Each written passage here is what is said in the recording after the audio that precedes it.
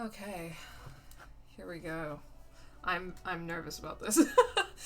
Haven't seen the VOD yet, but at a glance I can kind of guess either way was hoping for a good stream today. Hopefully today will be a good stream. Yeah, I hope so. So I'm gonna have a quick check at the clothes that I'm wearing and the stats that I've got.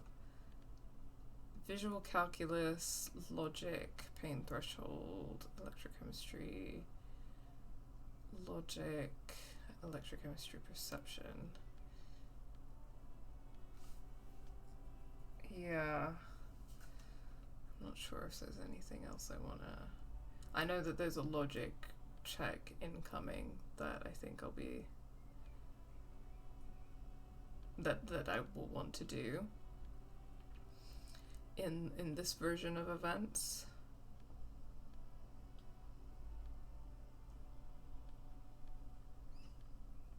I've actually got quite a few items with logic boosting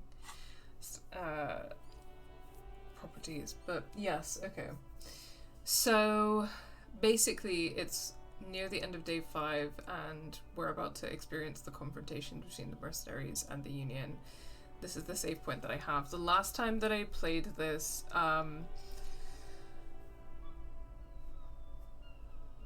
yesterday, horrific necktie helped me create basically like a Molotov cocktail, which I threw at the mercenaries and managed to kill 2.5 of them. I think we killed 2 of them and gravely injured 1. But like 4 of the Union members died, and it was not looking good. I played through a bit of that, and the story can continue from there. But as much as like I wanted to throw the Molotov cocktail because I would like to kill the mercenaries. Sorry, let me mute my notifications on my phone. And as much as, you know, I think that class war is necessary and I support class war, I do think that the ideal scenario for engaging in class war is probably that we're better armed and better prepared so that we don't have, like, as many casualties. Obviously, casualties are, you know, unavoidable when it comes to class war, but if I can minimize harm, then I would like to... I think I would kind of like to buy some time, so I'm going to try my best to minimize any casualties or any harm at the moment. Oh, that did happen as well, yeah. So I confronted Ruby in her hideout, and the first time I did it, Ruby died, and that was rough, so I reloaded, and I let her escape, because I'm really not about letting Ruby die in this situation. She doesn't deserve that. Yeah, so we're about to engage in the fucking confrontation with the fucking mercenaries right now. On Pride Month, I know. The lesbian cannot die. That cannot be happening in a Game Assist stream, right? So, anyway.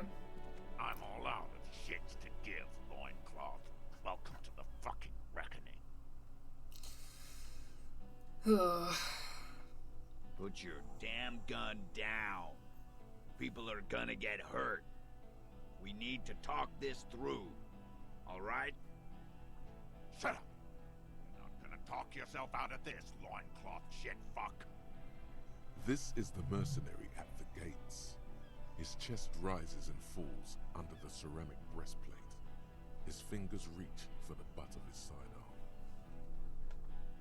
There's something very wrong with him. He's dangerous.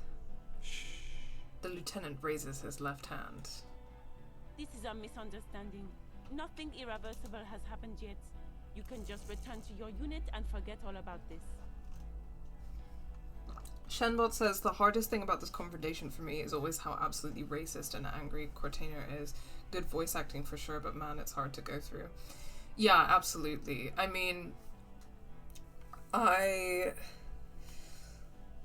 was saying last stream, and it was quite a quiet stream, so I'm happy to talk about some of this stuff a bit more today with chat. Like, so these mercenaries have been employed and engaged in imperialist wars in kind of like, you know, countries with black and brown populations. I can't really like use the term global south because I don't know what the map of this world looks like. But we know that they've like been in imperialist wars, that they've like killed and massacred people of color, and now they've been brought in to basically like threaten and be ready to kill, massacre the Union members. And this is a pretty good example of how speaking of Israel, it's a pretty good example of how when we let these things happen in the global south, like when we let imperialist wars happen, we support imperialist wars, we support the genocide and exploitation and violence towards people of color in the global south, then we are, you know, laying the groundwork for what these powers are going to do to us in the imperial court. They're going to turn it back on us, you know what I mean? And like we see that happening now with like, you know, the Israeli occupation forces training the American police, and with cop cities, and like here in the UK where I live, with the kind of like increased surveillance and police powers and those techniques being shared and turned back on us here in the imperial core. And that shouldn't be your main reason for opposing it, right? Your main reason for opposing it should be that it's fucking wrong and that we care about black and brown people. But this is just like the way that this is represented in this game is very evocative of that very real dynamic that I think we're all kind of facing existentially right now, and is showing us like, you know, we can't fucking support fascism and imperialism abroad when it happens elsewhere to people of color, and then be surprised when they turn it back around on us. And of course his racism and his bloodlust and his like misogyny and his horrible evil traits are like, you know, of course he would, you know, he gets the green flag to go around and like do that abroad to people of color, to women of color, and then he's gonna come here and do it to you. And the way that he's like about to be very racist to particularly Elizabeth, and be, you know, horrific and racist when he talks about the like military campaigns that he has done, is, yeah, again, just very telling, very evident, like real world parallels here that I think are important to bring up. And this is why, I mean, I really did want to kill him. I really wanted like a cathartic moment of like killing this evil imperialist pig. But the, you know, the game design and stuff is such that I can't do that without consequences, and it's less of a like escapism catharsis type of video game scenario and more of a like quite realistic RPG scenario where it's like, you know, if you're going to do that in this situation, then there are going to be casualties on our side. And I think that we need to be and, you know, we can do it, and I still, you know, we got to do the class war thing, right? Like, we got to do class war, but we have to be ready, we have to be armed, we have to minimize casualties as much as possible. And currently, in this scenario right now that we're about to go into, the union workers are pretty much completely unarmed. And so it's not a, you know, we have to be strategic, and we have to be careful, and we have to kind of try to take care of each other as much as possible when we're doing class war. And in this is a very dangerous situation, so that's why I'm gonna play it differently today. The Kipt is merciful. willing to spare us if we just forget about our murdered and humiliated commander. I think we should just kill everyone, Courty. You are all drunk. Come to your senses. You won't gun down 7 people in the middle of the street? This isn't a frontier town or a jungle outpost. Yeah, and again, I said this last stream, but it's kind of like, this is very telling as well, like, that this is the kind of stuff that they do, quote-unquote, in jungle outposts or frontier towns. So they would just massacre 7 people in the street. They've done it before. In places outside of the Imperial Court where people just normalize that kind of violence, which is fucking evil. Easy, Lizzie. Let me handle it. I know guys like this. I'm sure we can come to a peaceful agreement. Ain't that right, fellas? He is facing overwhelmingly superior firepower, and he knows. Yeah, that's good strategic thinking. I know that Titus isn't someone who's opposed to killing these people, but he knows that there's a time and a place for doing it without a bunch of other people getting killed. Peaceful. It sounds like the armored figure is weeping.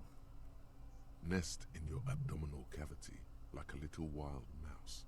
The masked man's words are barely intelligible, but you can hear them. Fuck, there's a third one. How did we miss something like this? The lieutenant points to the helmeted figure. The lieutenant is genuinely worried for his life. You should consult him before getting in there. We're out of time. This is... The Mercenary Tribunal. What do we do? My plan is not to get killed, but we have to intervene. He doesn't want to, but he must. The big one is the Mercenary of the Gates. If this turns into a firefight, we should take him out first. A sound strategy. He's the leader. Okay. Stop! This is the police. Get lost, comedian. You cops had your chance. Now it's fucking time for some justice. He licks his lips, waving his gun at the crowd. Losing his balance for a moment, he staggers backward. I think he's calmed down a bit. Pig fuck! Is the only word you can make out. It doesn't sound calm.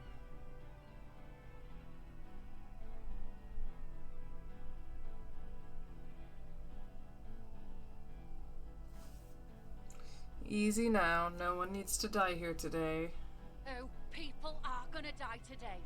We're not leaving it like this. These tribals hung him up for everyone to see. And obviously this white woman is also being evil and racist, so feels important to call her out as well. How did the artist even come up with Rude's art? I don't know. I am really digging the art that they did for the mercenaries, particularly DePaul and Rude, because it is terrifying. Like, feels appropriate. No one is going to kill anyone. Let's just put the guns down and talk like civilized human beings. Okay, no need to use the C word here, Elizabeth. With a wordless gurgle, the killer loads his long rifle. The leader gives a small nod to the helmeted man.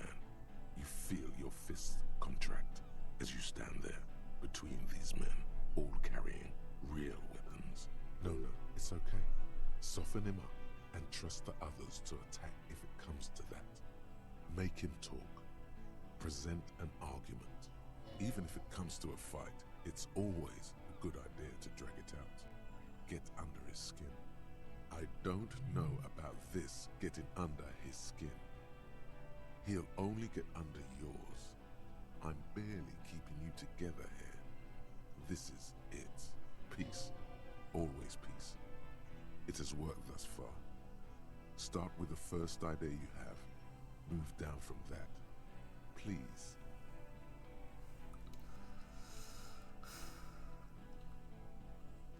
It's actually not a logic check, it's a rhetoric check.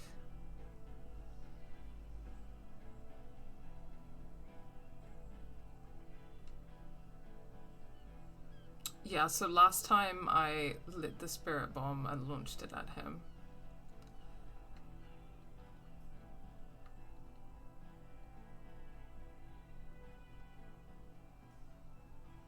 I'm just gonna go straight in with the rhetoric check. Think of an argument.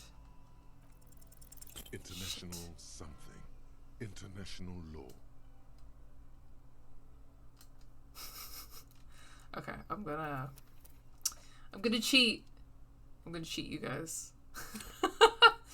Do I have anything that can help me out rhetoric-wise? I don't think I do, you know,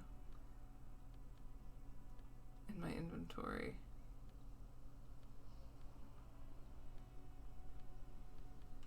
Yeah, that just is what it is. And then I think the other, there was like suggestion.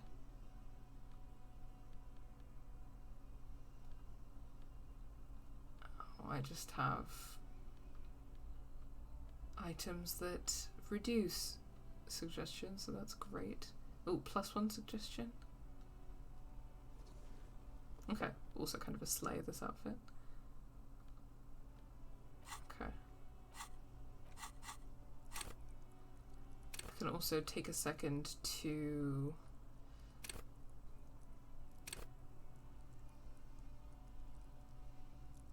level up here. Is it okay to spoiler to talk about how to keep more people alive?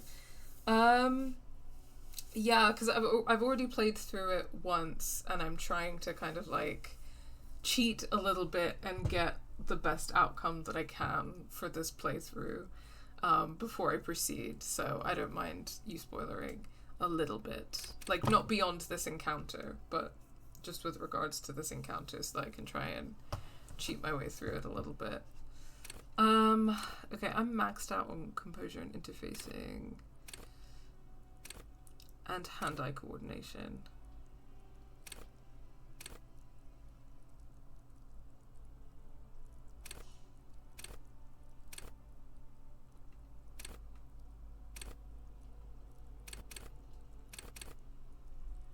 I could certainly increase rhetoric or increase suggestion here. You need to talk it out as much as possible and be really lucky is all I will say. Okay.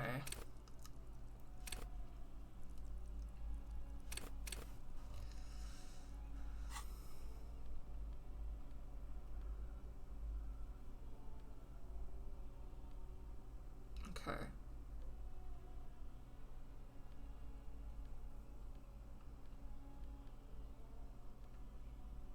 Got a suggestion point in the jacket, but I think hand-eye coordination could also be useful. This is tough.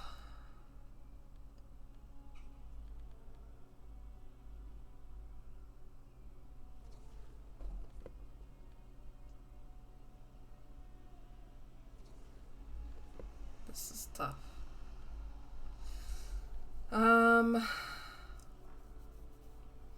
Okay, I really just have to go for it a little bit, I think. Let me level up.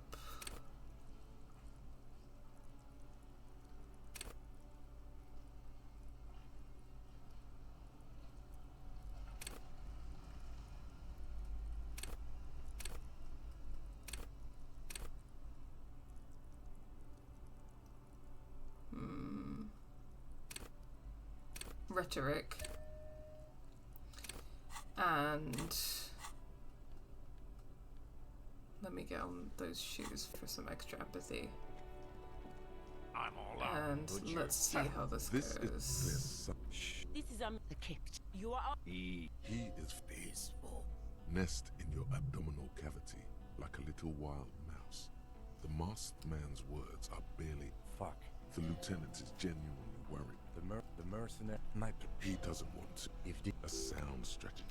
The better suggestion might just be to save a lot and Get reload lost, as needed. Canadian. Yeah. Cops had your chance. I don't think I can save in the middle of the confrontation, so we're just gonna have to... I think he's calmed down a bit. Yeah, I can't save in the middle of conversations, so I'm gonna have to start from the beginning every time, but we'll see. Pig fuck! Oh, people. no one is With the leader. No. Even if it. I don't peace. always peace. It has worked thus far. Okay. Start with the first idea you have. Move down from that. Please. Let's try the rhetoric check. Alright, here we go. This is an illegal tribunal. Krenner would never sanction this. Who's the commanding officer? Take your pick.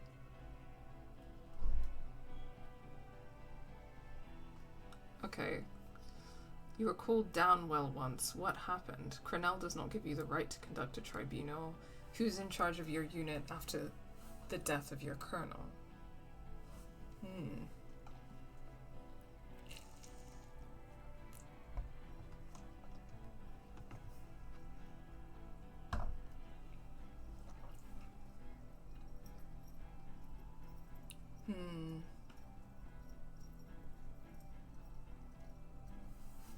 Oh, I thought F5 quick save still works. Sadly, it looks not to be working, but also I'm not playing on PC, sadly. Crenell does not give you the right to conduct a tribunal. Pops, you have no idea about the rights Crenell extends to us. I don't care. It's not okay to kill civilians and local law enforcement officers. Okay, what rights are those then? If I fuck and kill you, hang you to that streetlight by your shit pipes, then that's called necessary display of force. No one's going to give a shit about dead loincloths. That's reality. Okay, it's not much, but he's thinking about something else, and his hand is off the gun. This did something. Now fire. Fuck them up. Do it. The muscles on your back tense up. Easy now. Tell them these men didn't do it. There's a peaceful way out.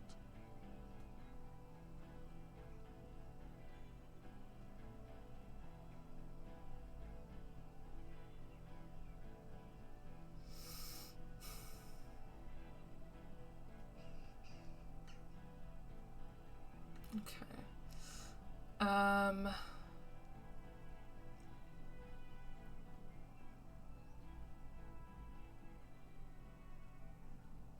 I don't know if I have enough evidence to prove that they didn't do it.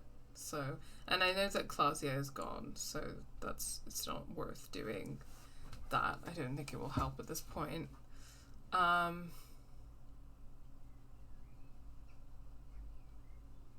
Ooh, okay, gotta be lucky here, but let's try to talk about the Hanged Man. Of course, nothing bad will happen. Talk about his dead friend. He seems stable enough to take it. Woof, he doesn't seem stable at all. Even better, it will further destabilize him, cost him time, and maybe even... Ooh, I feel like I got to know your dead friend during our investigation. Don't fucking talk to me about my brother, loincloth. Ooh. He squeezes the words out from between clamped lips, his hand on the pistol. Okay, yes. Immediate failure. Things are worse now. He's observing your every motion carefully. Fuck. Okay, so actually, people will die. Is what I'm getting from this. The Wild Pines rep does not approve of this. You think I care what that company cunt thinks?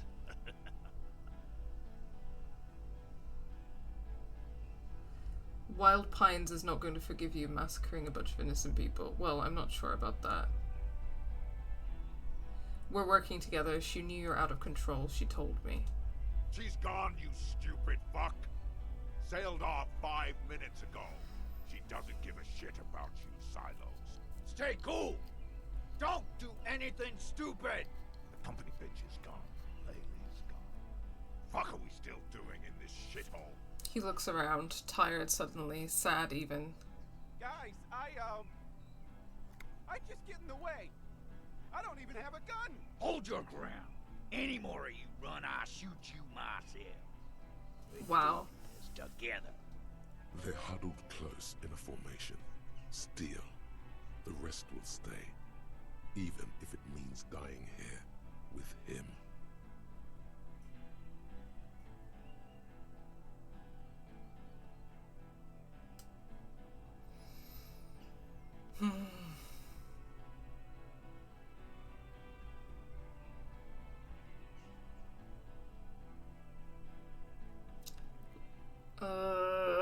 Okay. Listen, they didn't do it. Yeah? Who did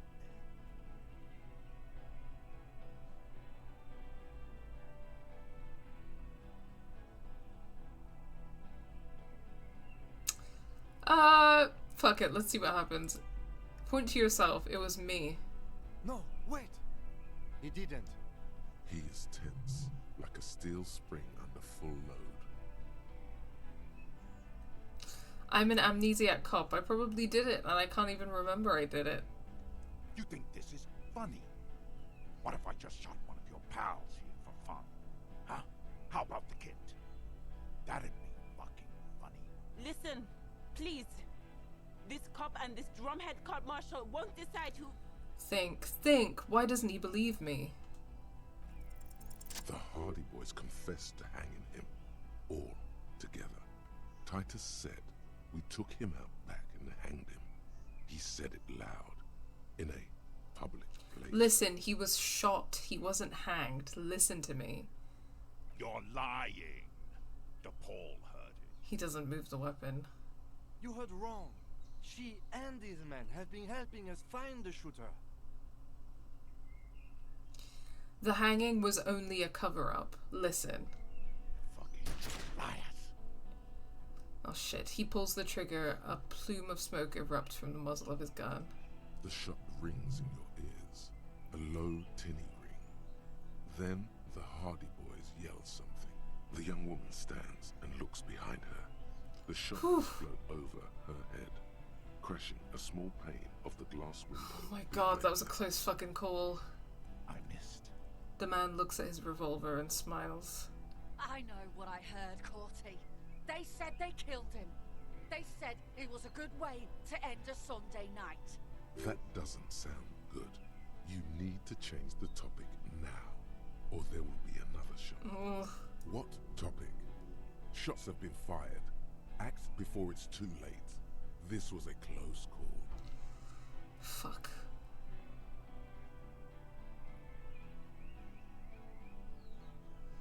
Where is Claudia? She can explain this. Who the fuck is that? Glacia, the woman upstairs, where is she? She left. The manager calls down from the balcony. Unarmed, hunched, Ooh. keeping it together. Hi, Ivysaur. Yeah, things are happening. What do you mean she left? She left. Her room's cleaned out. Right before these assholes showed up. We should have arrested her. The lieutenant whispers, his eyes still on the armed mercenaries. You can feel how upset he is with himself. Just for a second. Then the fear takes over and he's back in the moment. Hey, Bushman! Your little cunt isn't gonna help you out of this one. Okay, I actually think that you just have to fucking throw the bomb. That's it, huh? Who is that? Point to the man. I didn't know you had a third guy. Rude. Rude is the killer. Rude, the killer. Howen Cloven. He doesn't talk much. All of you cunts inside out. The killer? The gunner. The raddest. The killer. What do you think he does?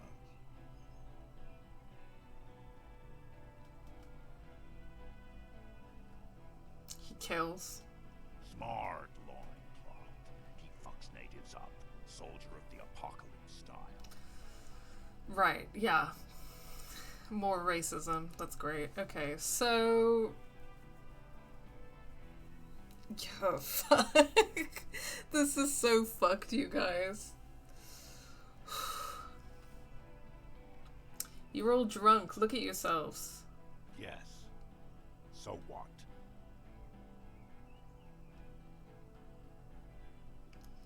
Your judgment is impaired. You'll regret this. Nah. I'm clear as day. Fucking government-ordained super soldier. Enough already! What is this? We didn't come here to fucking chat! Interrupt me again, and I will execute you on the spot, Lance Corporal.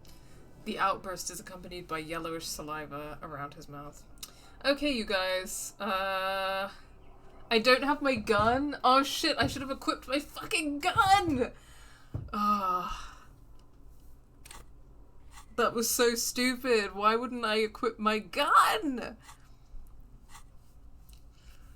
Okay, that's it.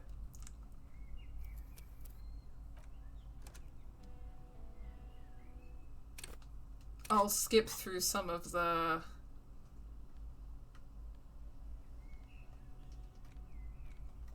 dialogue again, but yeah. LMAO, I was like, where's the option? Incredibly stupid of me not to have my gun, so thank you for that.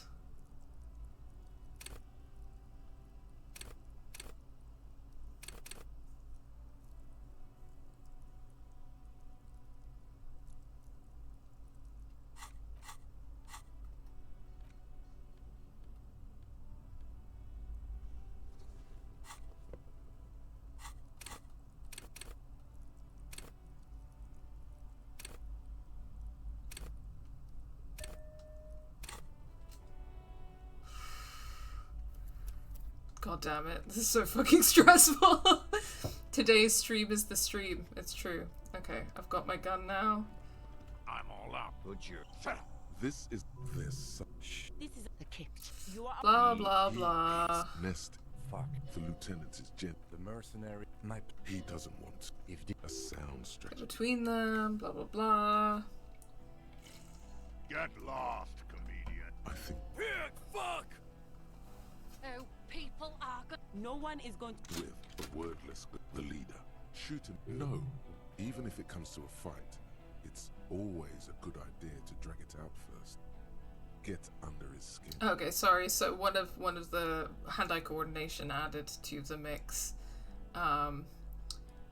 Shoot him in the mouth before he shoots you, and also suddenly the grip of your sidearm feels comforting and warm in your hand. Feels like it's saying, "Do it."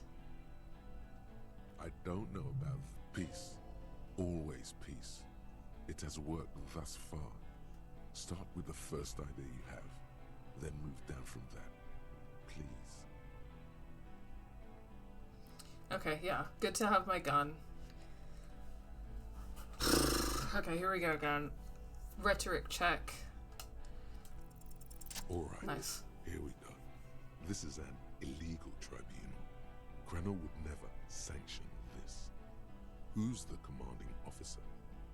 Take your pick. Okay. I'm gonna try something different this time. You were called down well once. What happened? What always happens when you get good at your job? That name meant night raids. Fucking extrajudicial funky time. Burn villages. Shit. That sounds bad on It doesn't just sound bad on the radio, mate. It's literally fucking evil. The same thing happened when we were called whatever the fuck it was. Probably won't be called Crenell for much longer. He looks around. Not after this shit. Okay, it's not much. But he's thinking about something else. And his hand is off the gun. This did something. Now fire. Fuck them up. Do it. The muscles on your back. Okay, physical instrument. We just need a moment. Easy now. Tell them these men didn't do it. There's a peaceful way out. Who's that? Points man. I didn't know you had a third guy. Rude. All of you cunts inside out. The gunner, what do you think he done? Smart loincloth. He fucks natives up. Soldier of the apocalypse style. Where is Clausia? Who the fuck is that? Glacia, the woman upstairs. Where is she? She left! Unarmed. Hunched. She left! We should have. You can Hey, Bushman! for God's sake, tell them the Hardys didn't do it. Present a case. Okay, distracted by the jungle story, got him talking. Listen, they didn't do it. Yeah? Who did? It was me. No, wait! He is tense, like a steel spring under full load. I'm an amnesiac cop. You think this is... How about the kid? Listen, please. This cop and this drumhead court marshal won't decide who... Logic check. Why doesn't he believe me? Your mind Fuck. grinds to a halt. All you can see is the revolver in the man's armored hand, swaying, pointed at her. No, she wasn't even Move there. your mouth like a... He pulls. Fuck. A plume of smoke erupts from the muzzle. The shot rings in your ears. I'm okay. Fuck this! Gene! Cancel Lizzie! Now!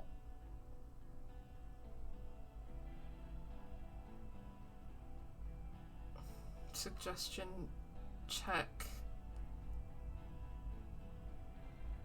Talk about the hanged man. Oof. Dangerous. Ask about him first. You don't want personal facts about his dead friend coming out of your mouth. He has to start. Who are you, Corty? Sergeant Major Raoul Cortiner, reporting in to burn this fucking mud hut to the ground. He points to the whirling in rags.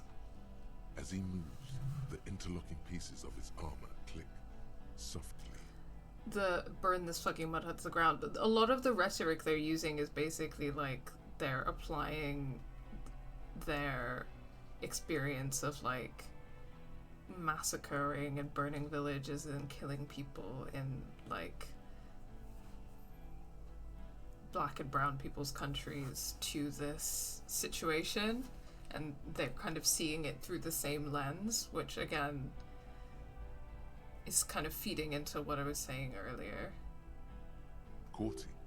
Cortiner. Major Raoul Corty. Cortiner. Friends with Lely. Raoul and Lely. For killing, maiming, and humiliating our commanding officer. All sentenced to death by lead. He had blue eyes, didn't he, your colonel? Baby blue, yeah. Like someone fucked up and put a baby's eyes on a grown man. He smiles, pulling his face in a strange way. It was creepy, but bitches like that shit, I guess. Or, I don't know what bitches like. I just know how to mow down cloths. Banatal 41, that really happened, didn't it? Our colonel did what he had to do. It was either one cunt or 100 of them. Rude here. In your ship pipes, right in the fucking... Indecipherable mumbling. What I am saying is indecipherable.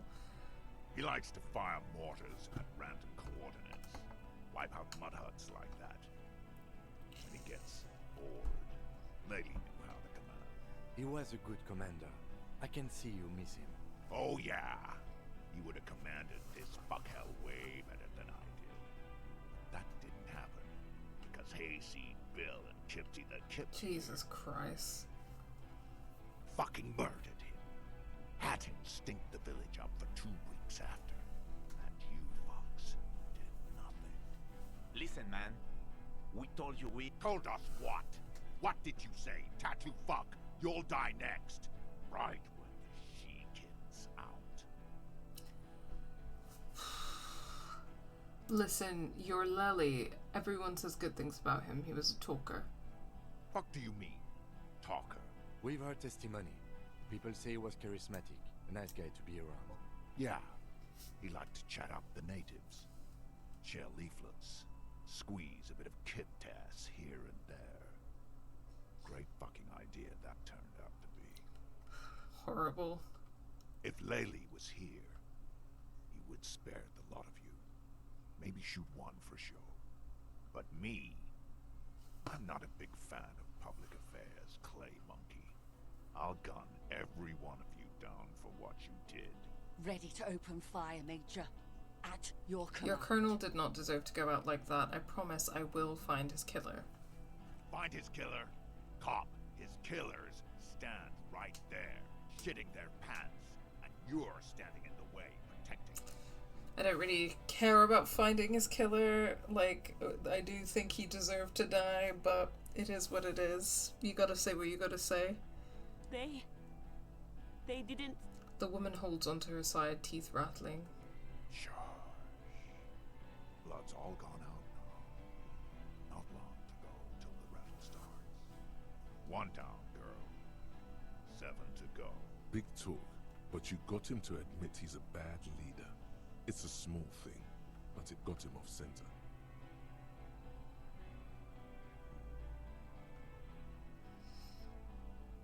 You're all drunk. Yes. Nah. Enough for... Interrupt me again, and I will execute you on the spot, Lance Corporal. Okay, light the spirit bomb and launch it at him.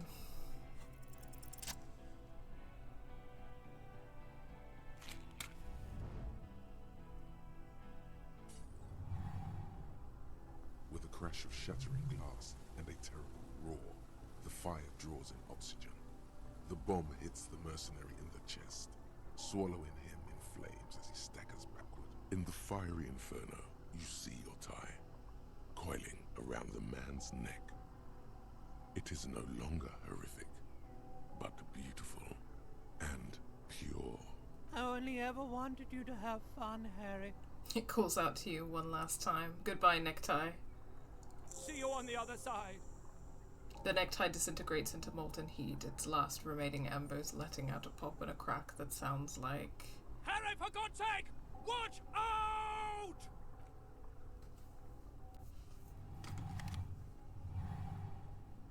To your right, the killer raises his rifle and takes aim at you. His moves are steady, but the long barrel of the rifle sways slowly.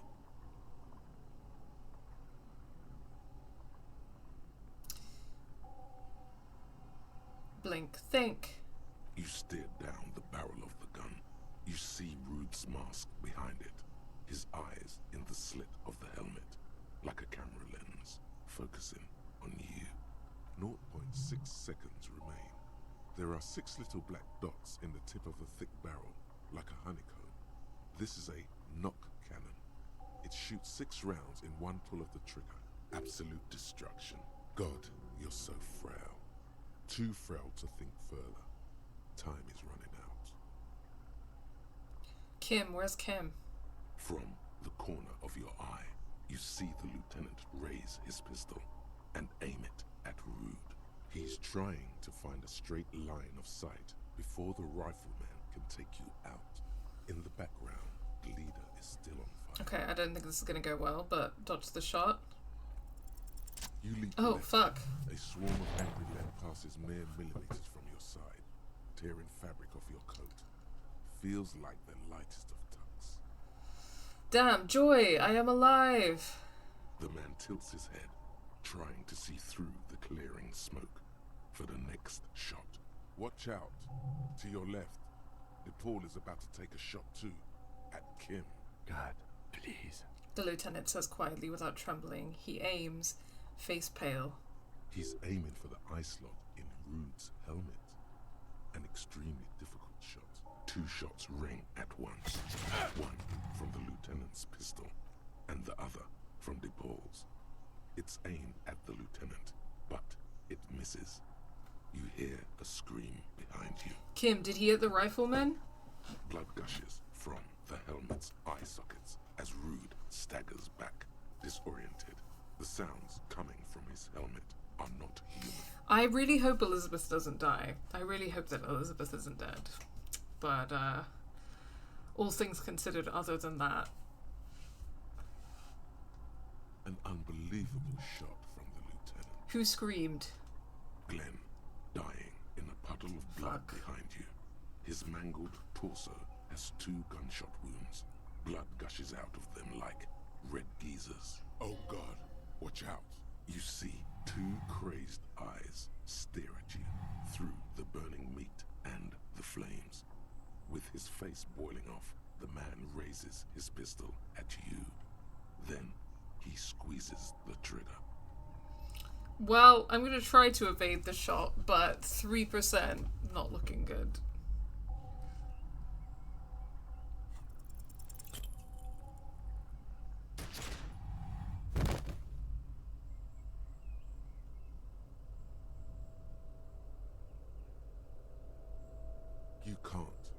There is no time. Something inside your pelvis explodes. Your entire lower body is on fire, and your legs can't support you. You fall down like a rag doll. The pain is too immense to scream. It pushes the air out of your lungs. Everything goes dark. A distant blur as you recede into it. Listen through the darkness and the pain. The Hardy Boys are screaming, fighting, dying. Someone jumps over you. Nearby gunfire shatters glass. Stop! The cop! Protect the cop! He's down! Touch your lower body. Feels slick and warm with blood. The pain is too strong to know what has happened there. Even clutching to your consciousness takes everything you What got. parts of me are missing? Most of what's down there. Oh god. It's all gone. Open your eyes now. You have to see what's happening. No. It's just a fear. Even if... Who cares? No one wants you anyway. Try to open your eyes. What do I see? Nothing. A persisting darkness. Dancing lights of pain. Distant shadows cast by them. Like a hellish play. You're bleeding out.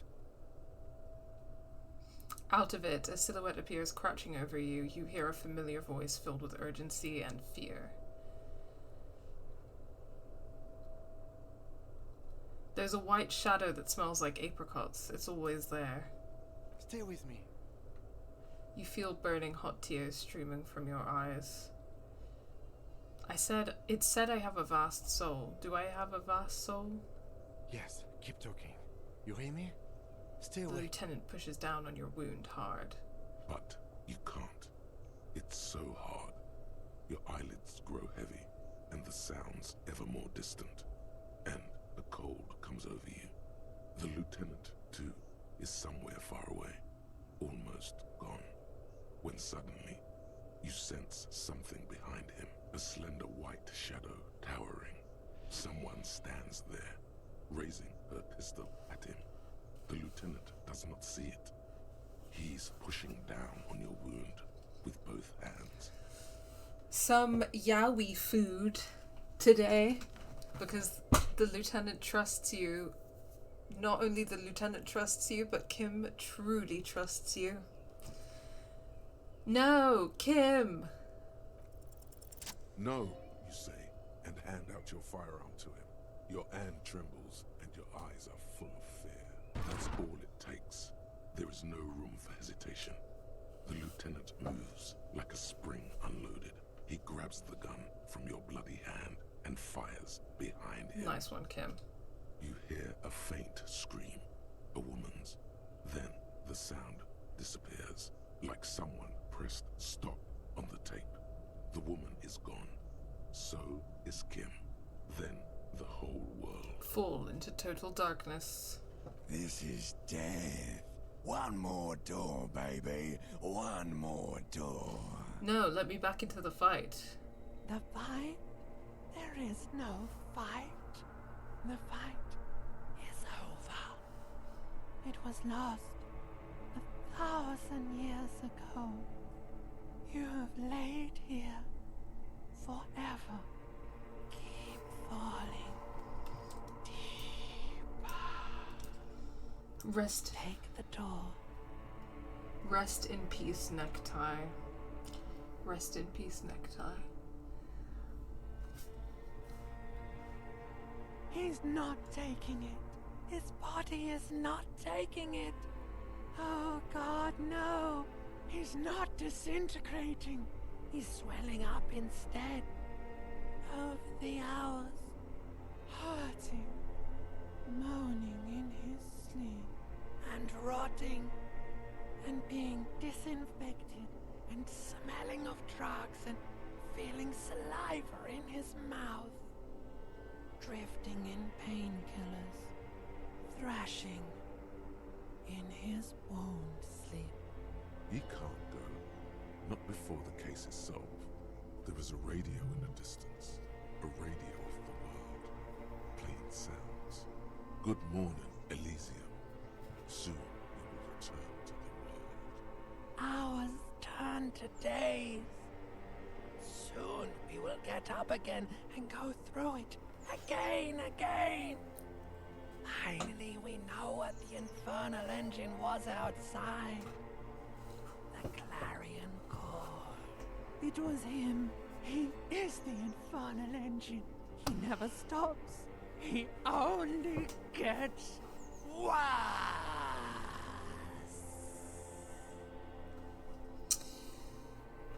Right, okay. So...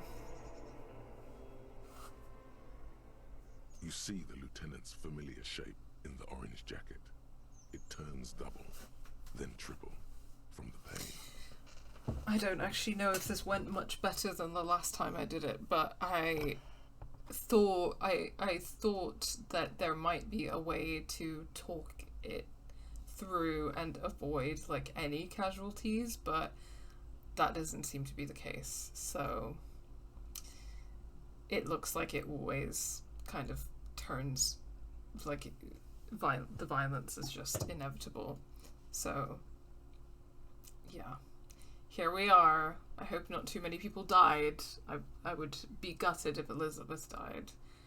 I feel bad that she got shot. Kim. Sunrise, Parabellum. The lieutenant says. He's in the middle of a freshly cleaned room with the fan above his head like a halo.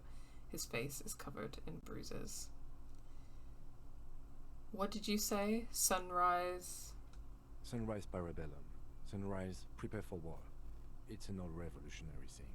My gun, it's engraved on it. Cops like it. Is it war today?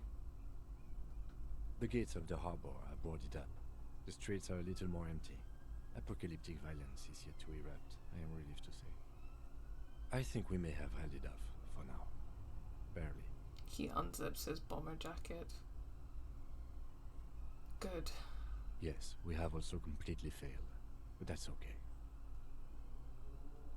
Okay, for some reason it's got the piss jacket, Kim, you took it off, when I don't think he ever wore the piss jacket in my playthrough. But... Yes. The joke wasn't funny anymore. I took it off. The close proximity of death must have made the lieutenant contemplate his life choices. He's done with the jacket. The room, it's clean. Mr. Gart cleaned it. It took him an entire day. How long have I been out? 2 days, in and out. You've been up enough to take Dramamine and curse. And drink water. What happened? What happened? You threw an improvised petroleum bomb at the Major. A firefight ensued. Is he dead? Very. He died in the hospital. A blood-stained killer. Swallow. As retaliation, the rifleman tried shooting you. He missed, or you dodged. I dodged. Then I shot and wounded him, while Glenn took a bullet in the spine. It was meant for me. Glenn did not survive. There's a pause. This is not the first person to die in his place. He goes on. Titus, Fat Angus, and Theo charged. Angus and Theo did not make it. They both died before they made it to intensive care. Titus survives. So do Alain and the musician. I forget his name. I did dodge. I literally did dodge. You guys, it's on the internet now. I literally did dodge. Okay, Titus survives. Angus and Theo died. Yes, he's still alive too. Elaine and Eugene are alive. You were bleeding out by then. I think you said something about your wife, and you warned me. I was able to disarm one of them, the Pole, before she got a jump on me. Thank you. I killed her. And that's what happened. The lieutenant takes a cigarette from his coat pocket and lights it. A bitter smell fills the room. So, are all three of them dead? Or is Rude still alive? And they're all dead, all three of the contractors? The Pole was the last to die. Evrard had their bodies returned to Crenel for a funeral. Company is yet to retaliate.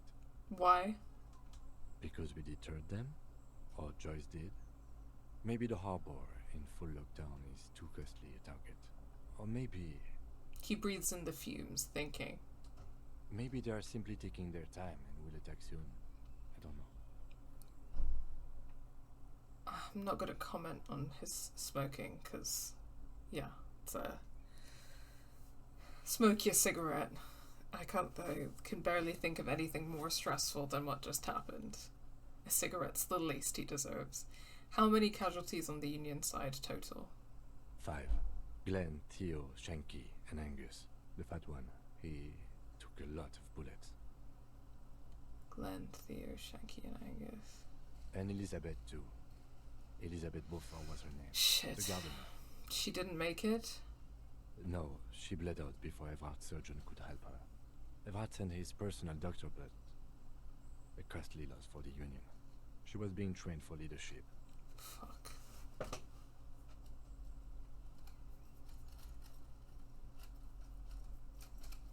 Fuck.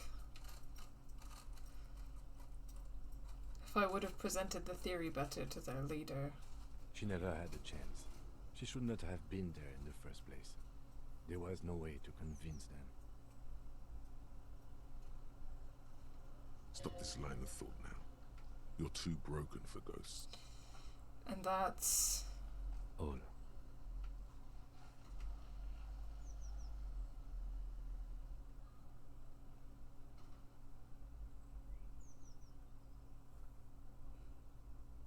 It's a total shit show, Kim. Yes, officer. 6 people are dead. It's not a success. Sadly, I believe she doesn't make it no matter what. Oh, really? I think the first time I did this, 4 people died. And she was fine. So I think that you can save her. I think I just fucked it up. I think I made it worse by doing this again. Somehow.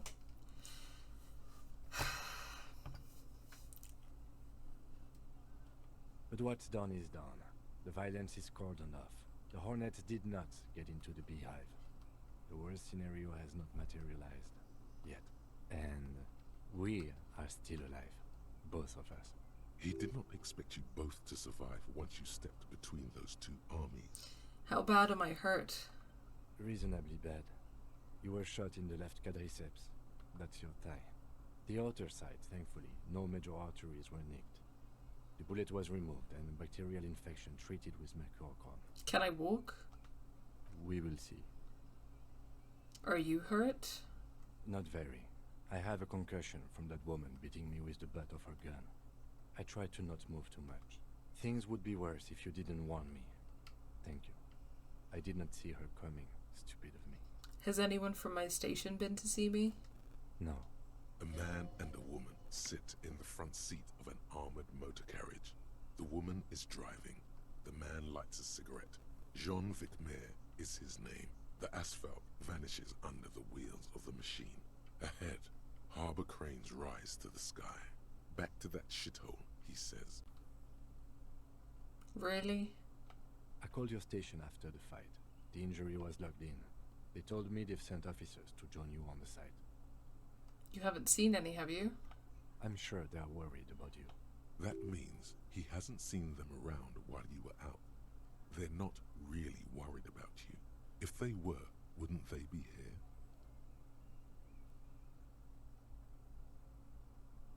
Better not agitate yourself further. It already hurts. Sorry. If not my station, then who treated me? I did. Thank you. No need. Okay.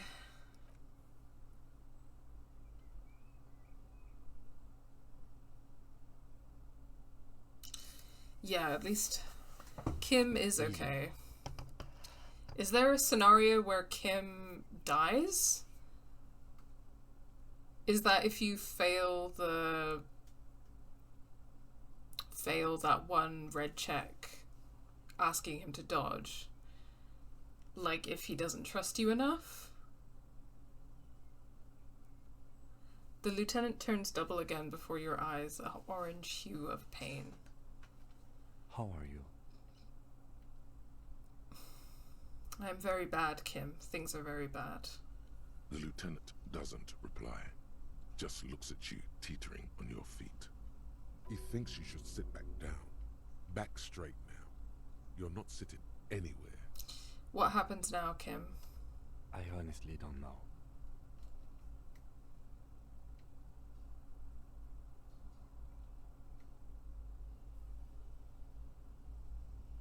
You don't know? We can't talk to Everard. The harbor is in lockdown. Everyone in there is outside our grasp now. And Joyce has left too. Joyce is gone? Yes, she left yesterday morning. To meet the board of Wild Pines. Or that is what I've heard. There's a pin somewhere in the machine that keeps Connell from sending in a death squad. Maybe it's her. Maybe she kept her hand. Either way, Ruby's gone. And Classio too. We really should have arrested her, you know? You've checked? She's really... Guard confirmed she left 20 minutes prior to the tribunal showing up. Who did it then, Kim? Who killed the hanged man? I don't know. I think your incredibly dangerous theory about you being the killer was incorrect, however. There is not one piece of evidence to support it.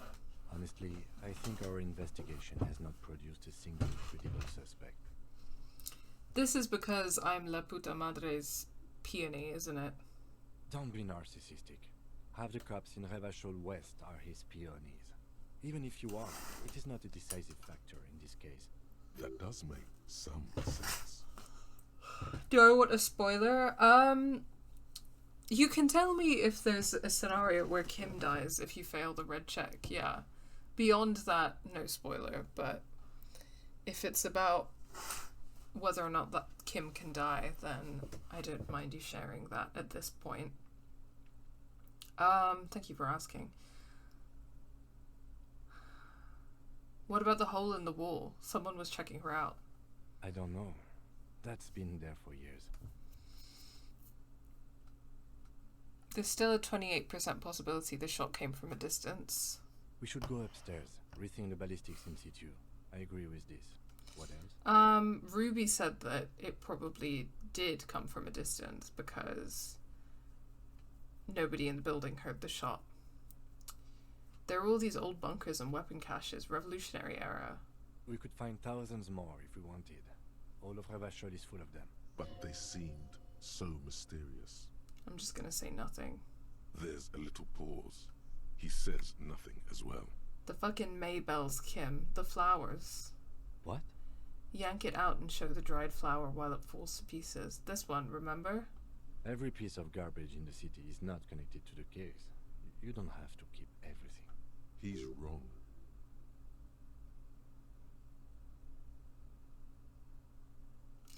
No, Kim, every piece of garbage in the city is connected to the case. Okay. He concedes, clearly not meaning it. The goddamn footprints. Yes. God cursed the footprints, not solving the case for us. Au diable. You know what I think about solving crimes? He arches his brow. The ceiling fan patiently spins overhead. It's hard. It really is very hard. That concussion must be making him dizzy. You're not ready to give up, are you? No. Are you ready to limp? Yeah. Good. Where do you want to limp to? The lieutenant did mention doing more ballistics. Also, it's just close enough to endure the walk. We should check Mrs. Catuzine Alassier's room upstairs. Why not? He extinguishes the cigarette on the sole of his boot. Another look at the window, perhaps? The one he was shot through. I don't know. I can't think of anything better. Naja Snake says, Kim doesn't die, but he is injured. You can continue the venture or alone or with someone else. With someone else as in who's not Kim? The Stereo 8 player has been reunited with its right speaker. Well, that's good. Newly replaced glass shining in the morning light. You hear traffic outside, back in the world again. You see gleaming white enamel, no bottles inside. Look, the door is open. You can walk right into Kim's room. Perhaps I shall. The bed's a little nicer now. You could get a good night's sleep here. I'll be back. The bathroom mirror has been wiped completely clean. You see the reflection of yourself in the mirror, the expression fixed to your clean-shaven face. You're still not accustomed to it. Let's equip the chain cutters.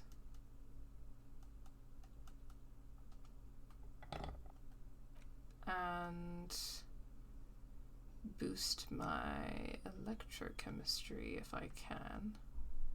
Okay, horrible racist robe.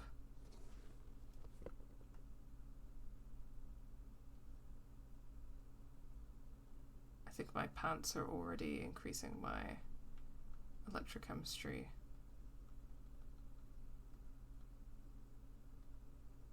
Yep.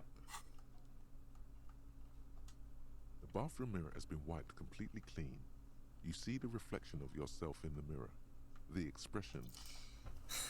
Okay, let's do a quick save before I try and fuck with the mirror again. The bathroom mirror has been wiped completely clean. You see the reflection of yourself in the mirror, the expression fixed to your clean-shaven face. You're still not accustomed to it. Let's use the chain cutters to fix the faucet, stop the steam from fogging up the mirror. The chain cutters slip out of you. Come on. Let's give it a couple of other goes. The bathroom mirror has been wiped completely clean. You see the chain cutters slip out. Oh, I realized interfacing. I can put on my interfacing gloves.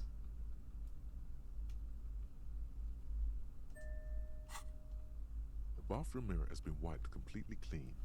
You see the reflection of yourself in the mirror. The expression, the faucet is quite terribly mangled, but you just might be able to twist its parts into place. Nice, okay. You handle the chain cutters deftly, applying just enough pressure. The faucet regains a recognizable shape. The steam stops. Told you that you needed those chain cutters. Everything is connected. Everything has a purpose. The mirror begins to clear slowly without you having to wipe it.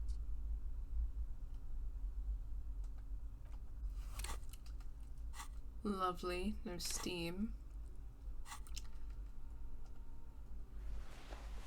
Let's put my gloves back on.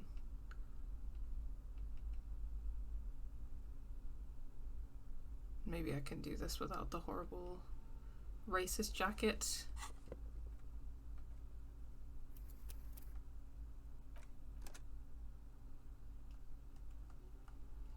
I will conquer this mirror. The bathroom mirror has been wiped completely clean. You see the reflection of yourself in the mirror, the expression fixed to your clean-shaven face. You're still not accustomed to it. Oh, shaving actually gets you +1. +4, recited the poem Tommy. +2, no more steam. Okay. Attempt to stop the expression from happening. It's like something snaps in you. A nerve ending. A thought. A sadness. Your face in the mirror is suddenly clean of the layer that had distorted it for God knows how long. Just like that, it's over.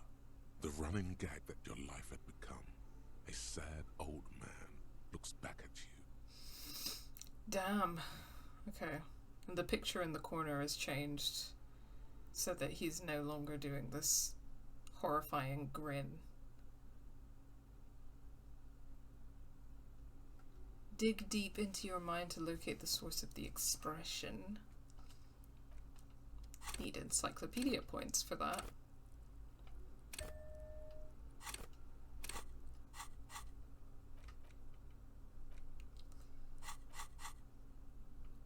Let's see what we can do. +2 encyclopedia.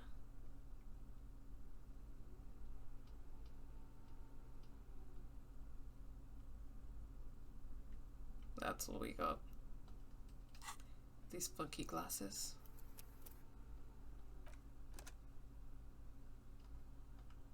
The bathroom mirror has been wiped completely clean. You see the reflection of your face in the mirror, such as it is. A regular, clean-shaven police officer. Dig deep into your mind to locate the source of the expression. It belongs in the new, the third decade of the current century. Enough time had passed from the failure of the revolution that, for a fleeting moment, free market economy seemed like the ultimate, uncontested way of life for our species. Okay. Things were good. It was smooth sailing. People made gold and champagne-tinted interiors and facades to suit the times, calling this the new style. But more importantly, disco happened. Very interesting. Very, very interesting. So they've actually given a political context to the expression. After the revolution, the free market economy seemed like it was doing great. Things were good. Disco happened. It's like, it's giving like... Well, it's interesting because I guess like there obviously is also a political context for like the rise of disco in our world, like in the 1970s and stuff, which is kind of like time had passed after the Depression and the Second World War, and the American economy was doing really good, and people thought that life was great under capitalism and blah blah blah. So that's an interesting thing. Forget about ostentatious orchestrations. For Revachol, your city, that meant only one thing. Guillaume le Million. Out of the dazzling swirl of disco music, in an open-air boîte de nuit, somewhere in Revachol West, Guillaume's blonde mane appeared on the screen. He sang some bullshit. Then he made the expression. He sang some bullshit, then he made the expression. Very interesting. So the expression is adopted from pop culture, from a pop culture figure. So I adopted it? Why? Everyone loved it. Maybe you thought some of the stardust would rub off on you. Maybe it did. Either way, it's all gone now. Only the grimace remains. I feel the need to add a clicking sound when I make it. Click, click. The click is used to spur on a horse. It also features heavily in Guillaume le Million's regional mega hit, Don't Worry, Your Pretty Little Head. Sometimes you like to add finger pistols to the mix, because, unlike Guillaume le Million, you are a police officer. It's your nifty little way to say, I'm armed and dangerous. How long ago was the new? There is a vast ocean of time between right now and the expression. Looking good on you, or anyone. 2 decades, if the calendar is to be trusted. Humanity has run aground in that time. It's a different world now. The expression is a relic. Kind of like, yeah, like smiling and being all disco is somehow being presented as like discordant with the circumstances of the world, and that's why it's kind of like coming across as this wildly inappropriate, horrific grimace instead of like a genuine smile. Anything else? Like, who am I? Why did I become a cop? Why did I drink myself into oblivion? You have some understanding of the near history of disco, plus the trivia you've picked up along the way. Episodic memory, however, remains in the dark. It may never return. You should prepare yourself for that. Does this have anything to do with ostentatious orchestrations? Not really. OO must have just stirred your mind. They're more like a disco rock band anyway. I guess that's it then. It doesn't have to be. You can swoon over Guillaume and his champagne-corked smile whenever you want to. Maybe some of the stardust will return. Let the mirror be for now. Well, that's the bathroom it, I mirror guess. has been wiped completely clean. That's very interesting. Oh, hold on. Let's snoop around your room, Kim. The alarm is set for 6:50 a.m. These papers bear the stamp of the RCM. They appear to be fragments of the lieutenant's paperwork, half finished. You make out notes on this and other recent cases. Also, should I not have, like, crutches or something, considering that I was shot? I had Garth open the door to your room. You were running a low bacterial fever the first night.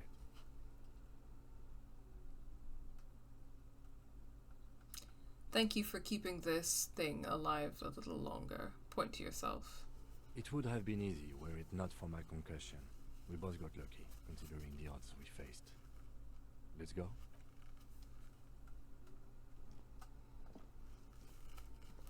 Medicinal supplies on the cupboard. Mercurochrome, a scalpel, antibiotics.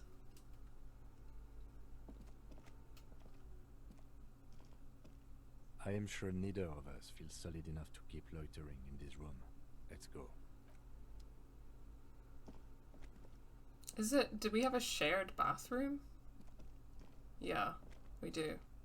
Interesting.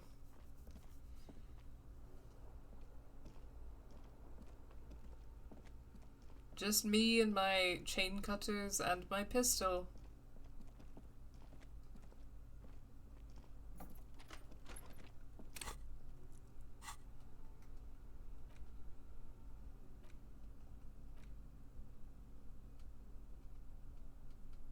Don't need to be holding the chain cutters right now. I don't know if I need to be armed either, but that's fine.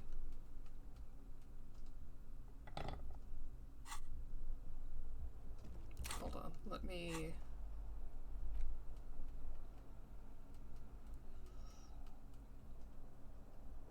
put my nice communist jacket back on. This is it. This is the stuff. This is the outfit I want to be rocking. Practical and fashionable. Ready for winter and communism.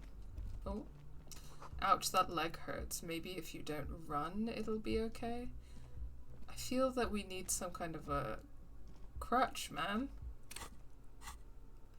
Okay, inspect the window in Clausia's bedroom one more time, and also determine where the shot came from and find out if you are La Puta Madre's peony. Okay, maybe those things will come later. Looks like she's left something on the table.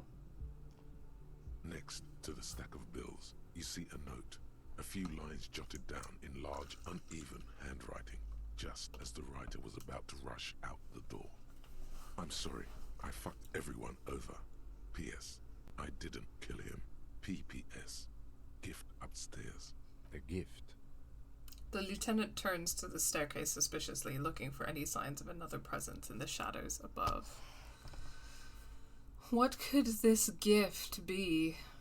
I am not drawing my gun, yet. But I don't like gifts. He says he's not, but his hand moves instinctively toward his holster as he studies the note. Relax. Not everyone is out to trap you.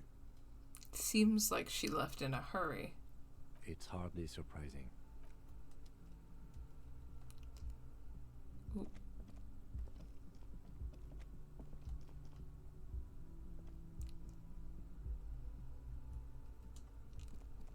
A red thread made of nylon. It leads out of the room and onto the roof.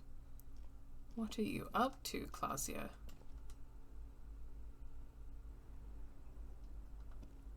The thread is tied to the antenna.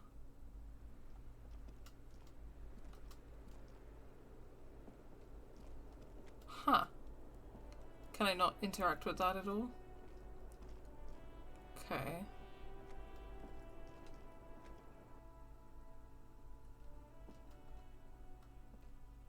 You see the same two neon-lit shapes, a man and a woman, only now a red thread bisects the room, pointing from the antenna outside to the cupboard on the wall. Ah, I see. The red thread is going through the window. What could this mean? This is ballistics. She's left a trajectory for us. Ah, so the sniper perhaps had to be shooting from a height? The lieutenant tests the thread with his finger. Drawn taut, it rebounds instantly. A ray of backward motion explodes from his mouth to the roof outside, A prime, to then widen into a radius of locations in Martinez, B prime, B double prime, and B triple prime. Where does the thread lead? It suggests the bullet came from the extreme upper quadrant of possible angles, from a point beyond the roof, B triple prime, the island in the bay. Is she trying to tell us the shot came from the islet? Unless she thinks the perpetrator was standing on the ring antenna. That is where the thread seems to point. How did she know to do this? She was there that night. She would have known precisely where the bullet hole was in the glass. It also looks like there may be more to her skill set than we know. The question is, should we trust her? This is her way of saying she's sorry. I find that hard to believe. But at this point, what difference does it make? This is also a location we have yet to rule out. So it is. For a second he seems tired. You seem unenthusiastic. I just haven't gotten a lot of sleep these past few days. He doesn't really believe this will yield anything. Maybe we need to go to the island? The wind blows in from the open window. The lieutenant sighs, looking into the cold distance across the water. I don't blame him. I do not blame him for feeling that way.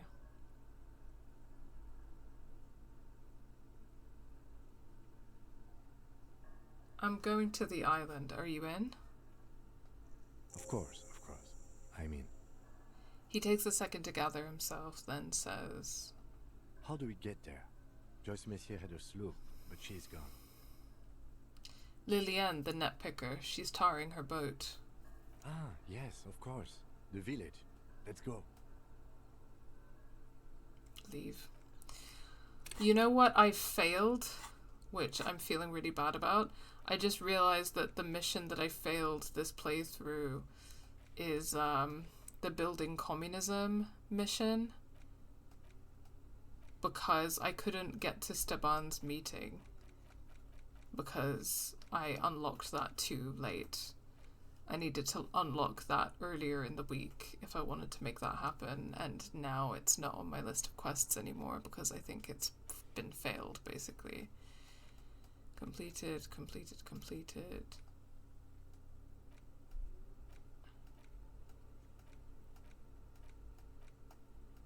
Get yourself organized, cancelled. Yeah. I fucked that up. Oh, I feel crap about that, actually. I really wanted to do that mission. Well, it is what it is. Go to the island.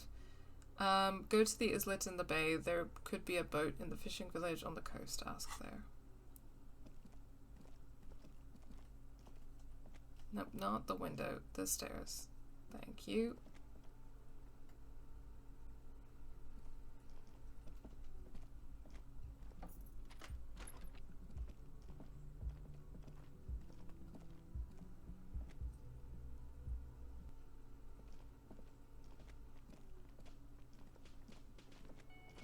Hey guard, what's up? Oh, you're up. It's good to see you back on your feet. Did you like your room? I cleaned it for you. I did, thank you. Big improvement. You're welcome. I thought it would be nice for you to wake up in a clean place after you, let's be fair, defended this establishment and its clientele from gunfire. That's kind of you, guard. I give credit where credit is due, and that was a crazy move. Crazy effective. Petroleum bomb. Never seen anything like that. I was there until it struck him. Crawled inside then. Bullets started flying. Anyway. He really wants you to realize that he was also on the balcony looking by.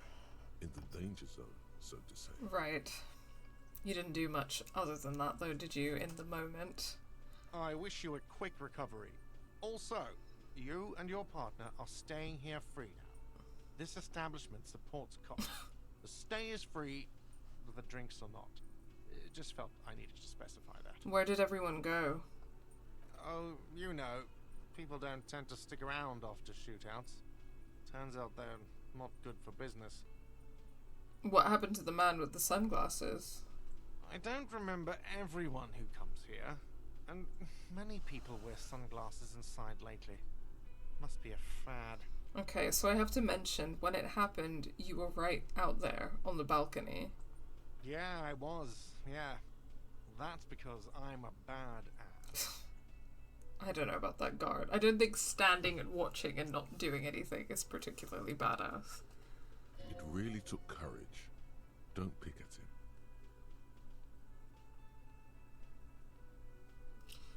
Just nod stoically, I guess.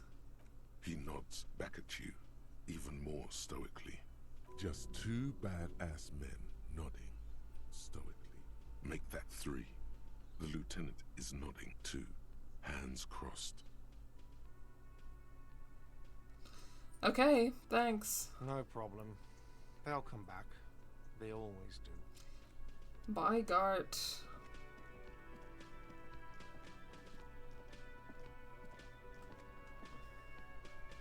Hi again, Gendarme.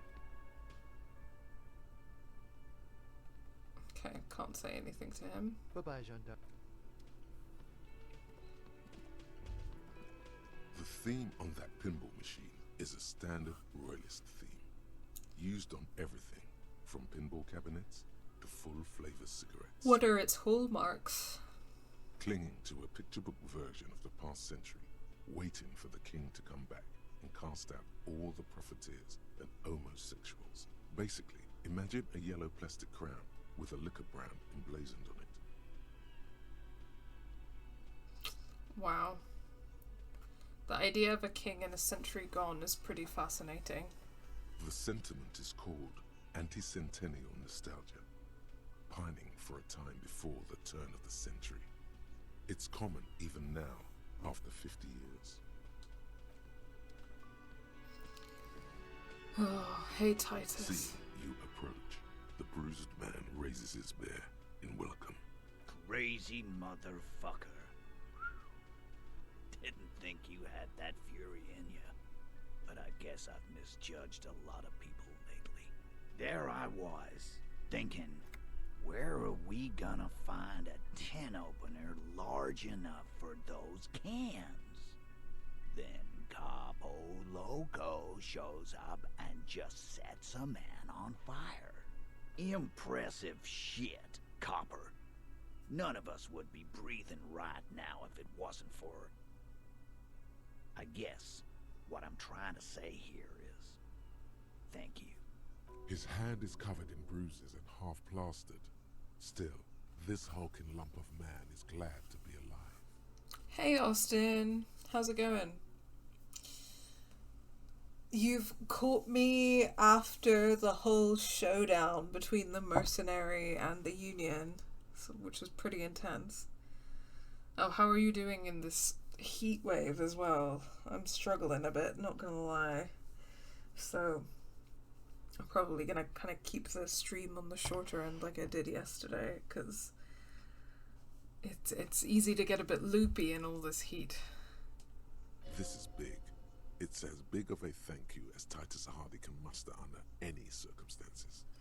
It's fine up in Glasgow because our flat stays relatively cool. That's good. My flat definitely overheats. Might even be hotter in here than it is outside.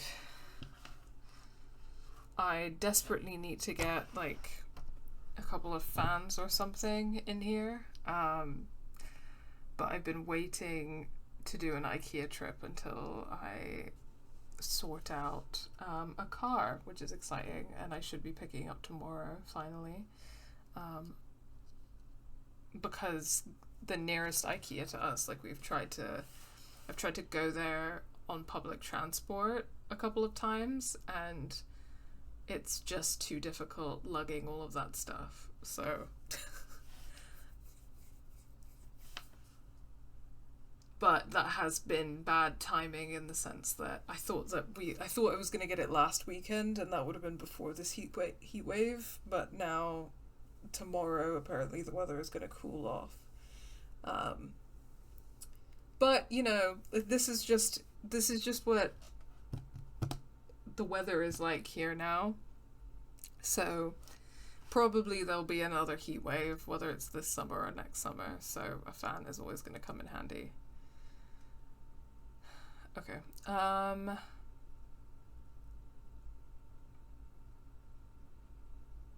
Shake his hand and nod in silence.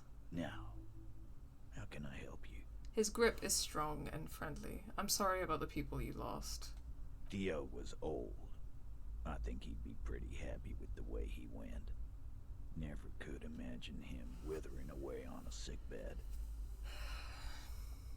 But Lizzie and Angus, they were just stupid kids. Didn't realize the shit they got into before it was too late. I feel responsible for both. For all of them, really. Here it comes. The last one is the worst one. He only deals with it by drinking copious amounts of 8% beer. An honest tactic. And effective. And Glenn was my friend. Best I've ever had. I'd love that crazy homo like my own brother. We're all fucked without him. But what do? This job is shit. That's what our London places were like. It was miserable. Yeah, it's not great. I was mentioning earlier, like, I've like lived in and visited countries with like 40-degree heat, but because of the kind of structural and housing issues here, like in terms of like how the houses are built and how they retain heat, and the kind of like lack of fans and air conditioning and so on in like public space, it's just, and also like how moist and humid like this is, just like hot wet air. It's absolutely miserable. I've been in like 40-degree heat in Saudi Arabia and found that easier to manage than this.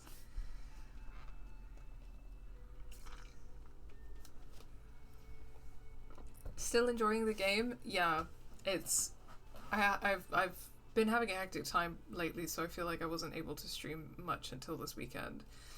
And we're in the like latter part of the game, I think. Just ended day 5 and the confrontation between the mercenaries and the Union, and that took a while to get through because I was trying to kind of like figure out how to get the best outcome in that situation, but I think that situation is just shit, so I think I actually made it worse. But yeah, now that day 5 has passed, I sadly have messed up the building communism quest because I needed to go to the meeting at 10 p.m, but it was day 5, so it triggered that confrontation first, and now that quest has been cancelled, which is a shame. But that means there are a few things that I'll want to do when I replay. So that would be good, I guess. But it would have been nice to do that on stream, so I'm sad that I didn't manage to finish that quest on stream.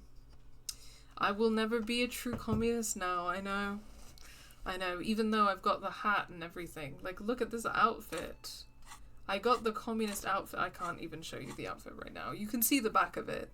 I got the most communist outfit to outfit, and yet I can't be a true communist.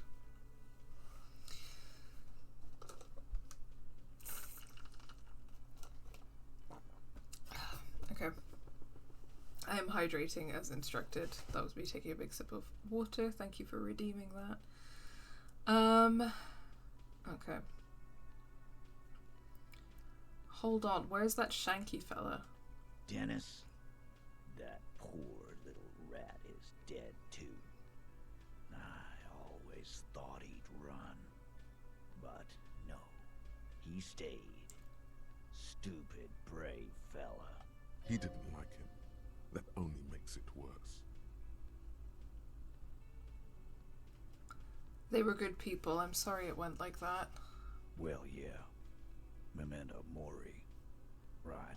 Memento mori, or remember that you must die, is a slogan various religious orders have thrown around since the dawn of mankind to emphasize the vanity of earthly life and the transient nature of all earthly pursuits. In essence, it means one should live virtuously in this life to live better in the afterlife. What does that mean? It means you might die tomorrow. So live every day like it's your last. Ain't that right, fellas? At least you can look like one even if you don't attend meetings. Yeah, yeah. It is kind of funny that I failed the communist mission by not attending a meeting, because I can't think of anything more communist than attending meetings. Absolutely. Today, I'm going to get drunk, eat good food, and bed a good-looking guy. Cause tomorrow, a motor carriage might run me over. Or you might die of a heart failure, or syphilis. Hey, fuck you for ruining a beautiful idea. What's gonna happen to the Hardy Boys now? I guess I'll take a closer look at our union members. There's bound to be some ambitious fellows there who'd love nothing more than advancing social democracy by busting some heads. Might even ask Tibbs if he's tired of replacing windows, and maybe wants to have some fun with his brother. Anyway, don't you worry.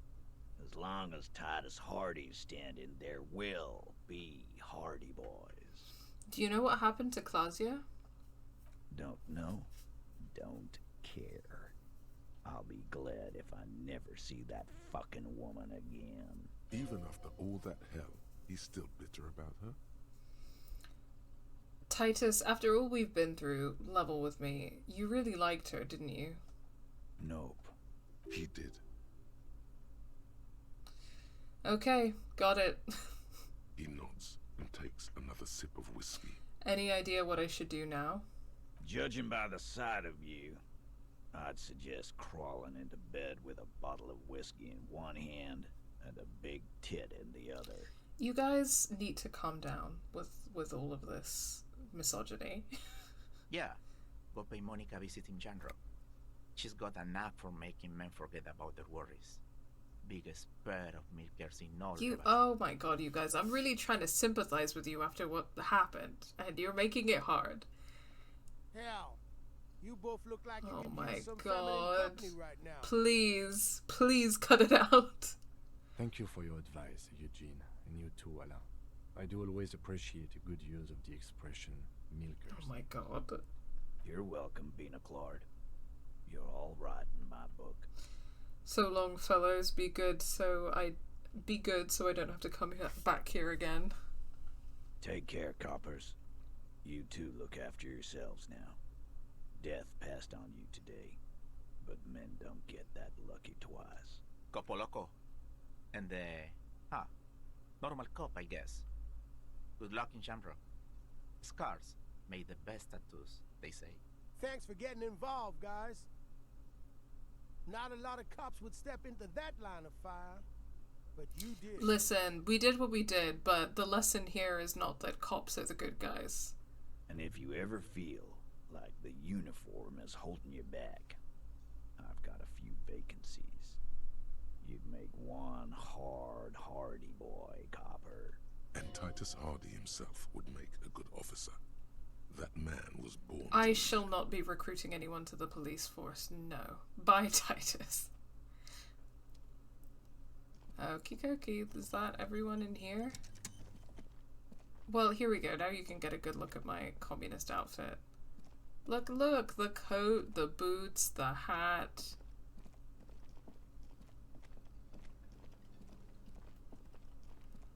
Right, okay. Let's leave the whirling, I guess.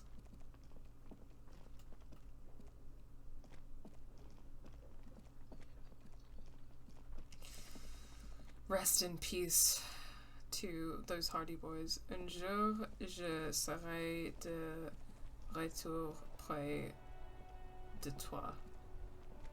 One day, something,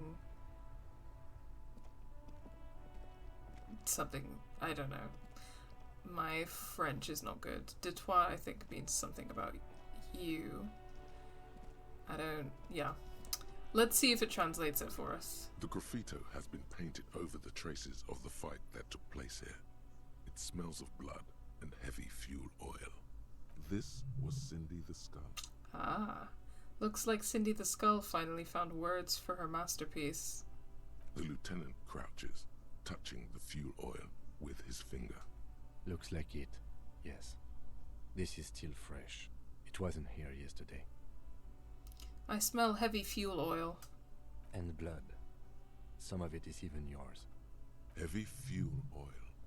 Isn't that flammable? What are you trying to imply, Fingers? You could buy some smokes, light up a ciggy and throw it in there. You know, just to see what happens. See if it's flammable. It's better that way. Safer.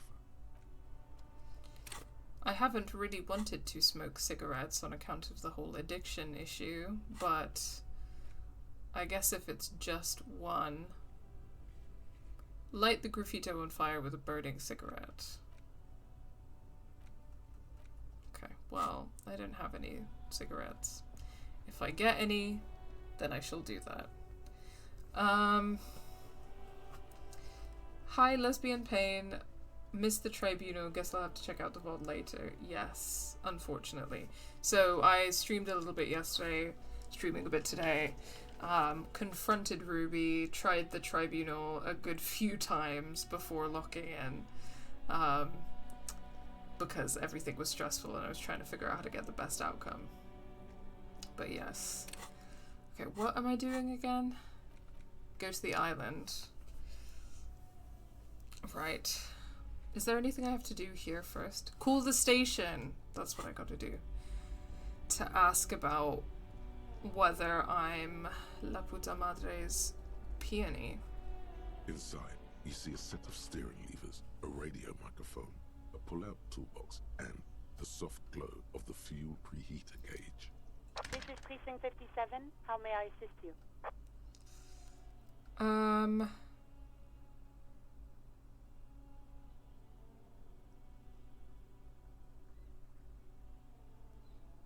Precinct 57, we've been attacked. I repeat, Lieutenant Kim Kitsuragi and I...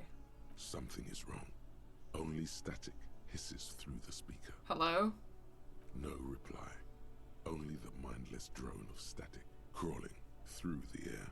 It's been this way for a while now. My guess is the Union is listening in on our conversations and jamming outward communications to protect themselves from Cronel. It only happens when someone mentions the attack. The rest is unaffected. Our best bet is to carry on like nothing happened.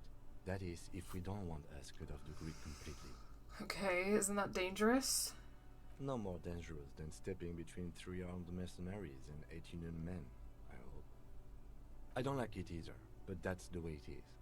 The street seems safe enough to me. If anything, taking out the mercs made things calmer. For now. He flicks off the radio. You can try calling again. Just don't mention the tribunal. And remember, they are listening in. Everything sounds okay. No drumbeat of total war yet. If anything, everything sounds too okay. I think Freet has some cigarettes? Okay. That makes sense. I'll drop by. In the cabin, you see a set of steering. This is Precinct 57. How may I assist you? Please connect me. Alice, this is Firewalker. Reconnect me to the 41st. Right. Please hold. 10-4, come in. Firewalker. Over. I'm happy to report that I found my badge, Jules. 10-4, sir. Glad to hear that. I'll write down that there is no need to issue a new one to you then. Over. Feels good to get that off your chest, right? Celebration with beer. I have successfully located my 9mm Villiers pistol. It's on me now, and I won't lose it again. 10-4, sir. Roger that. And very glad to hear it. I will make relevant changes to the report. Jules, I've heard that some people think of me as La Puta Madre's peony. Do you think I'm corrupted? 10-4, sir. Well, there's been some talk, sir. Some talk? What does it mean if there's been some talk? Do they think I'm corrupt or not? I only meant that there's been some talk in the station, that's all. But there's always some talk in the station. You know how officers in Jamrock are. But then again, some of us truly are on the take. It's unfortunate. Over. This might sound odd, but there's personal details I'd like to discuss. 10-4, sir. Sorry, but I'm under orders to give a negative to requests for personal information. Over. You mean you can't tell me anything about me? But I'm me. 10-4. Orders are still orders. Anything else? Over. Roger that. Okie dokie. 10-10, over and out. Alright then.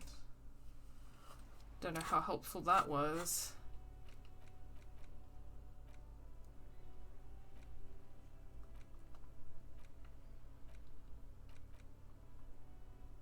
That's completed?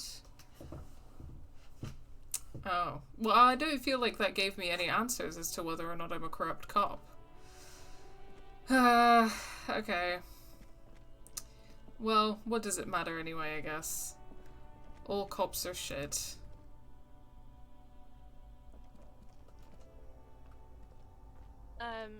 Is this about the questions again? Because No, it's not. Let's see what you have on sale.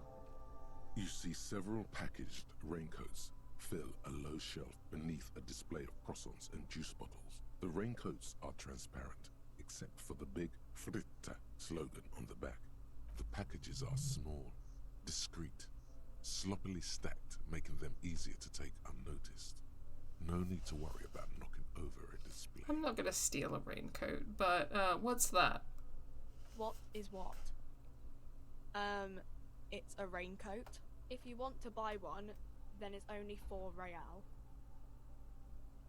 Her attention is drawn to the... I'm good. I'm not in a raincoat buying kind of mood, but I'm trying to find cigarettes. A small cabinet on the wall is filled with various medicine bottles, nasal sprays, and blister packs. They all bear the Saint Baptiste.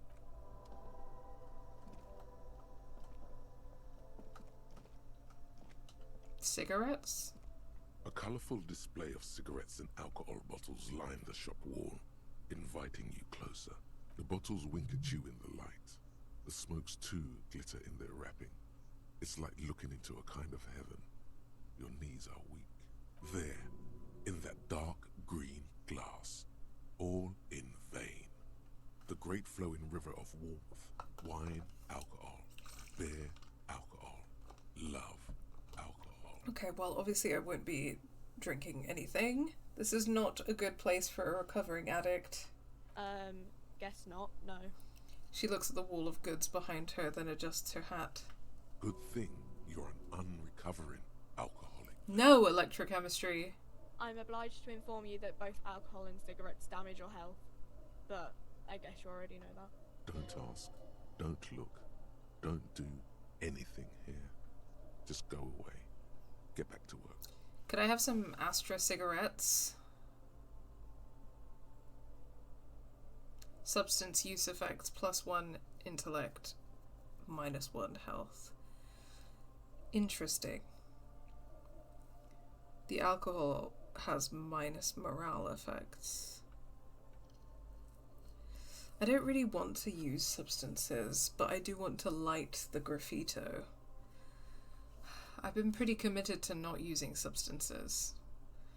But I've also kind of said that I think one cigarette once in a while is not gonna ruin your life. I think I'm more interested in not drinking any alcohol under any circumstances. Please tell me more about these products. The Pale Age vodka is special, I guess. It's stored in pale for a couple of years, which makes it super expensive and super strong. What is pale? You know. Don't worry your pretty little head about it. Let's concentrate on what's important here. Okay, what will consuming this stuff do to my body? I mean, I already said it'd hurt you. I don't know what else they do. Substances give powerful bonuses to your main stats at the cost of damage to your health or morale. Cigarettes raise your intellect while damaging your health. Alcohol raises physique while damaging your morale. Use medication, like Nosafed and magnesium, to counteract the negative effects of substances. Note: consuming substances can have unforeseen consequences for you. I'll buy the cigarettes. Here you go, mister.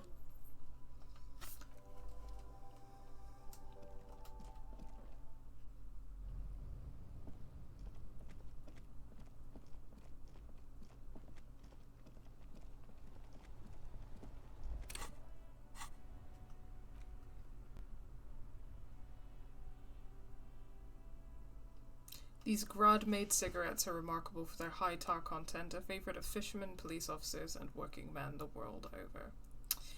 Wonderful hat. Why, thank you. This is my communist fit, as I was saying. I feel that the hat, the scarf, the coat, the boots, everything is really coming together.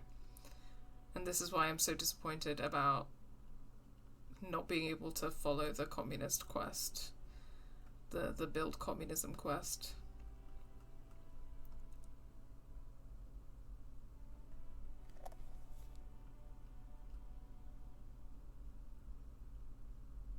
I guess cigarettes are in my left hand.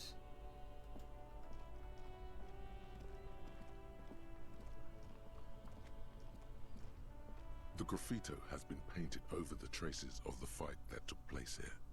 It smells of blood and heavy fuel oil. This was Cindy the Skull. Okay, I guess I don't have to smoke it necessarily, so that's good. Step back, Lieutenant. Set the graffito on fire with a lit cigarette. The fuel oil catches fire immediately with an ominous hiss. A bright orange flash across the surface of the letters. Black smoke rises from the burning message. Disco Elysium. Also, that's fucking cool. The lieutenant has taken a small step back. He looks at your face illuminated by the flames and nods silently. Then the fire falters. The flames warmed him too. Not at all in a bad way. Let's go to that island. Slowly, the flames subside, the fuel burning out. The air still smells of mazout and springtime. Nice one, Cindy.